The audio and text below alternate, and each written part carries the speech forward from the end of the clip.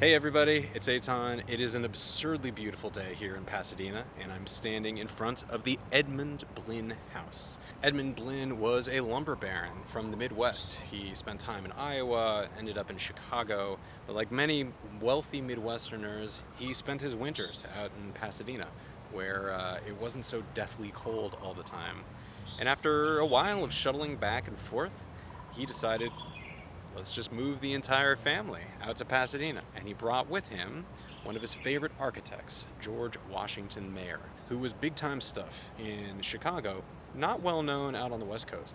In fact, the Edmund Blinn House is his only residential building west of the Mississippi. Maher was a proponent of the Prairie School, the same circle of architects that included Frank Lloyd Wright.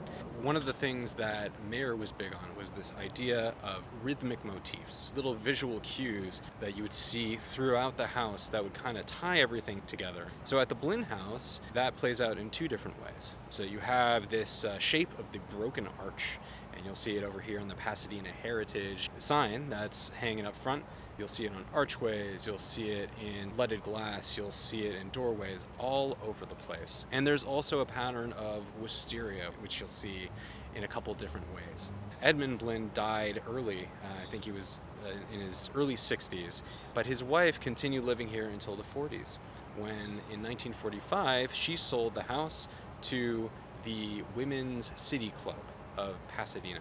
It just so happened that one of the members of the Women's City Club was the wife of architect Myron Hunt, who did the Rose Bowl, among other classic buildings in and around Pasadena. And so Myron Hunt was brought on board to make some updates, expanded the kitchen, and did a whole lot of other things to make it more inhabitable by the Women's City Club.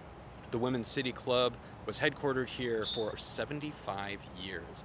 And all the way through, they were meeting here, but they would also invite other local social and nonprofit organizations to hold meetings there. In 2021, it was purchased by Pasadena Heritage, which is the leading preservation organization in the area. They do a lot of incredible work, and now their offices are here, and they've kept up that tradition of inviting other organizations to have meetings here as well. So really wonderful history, and it's very entrenched with preservation and upkeep of architectural heritage. Thanks for doing LA with me.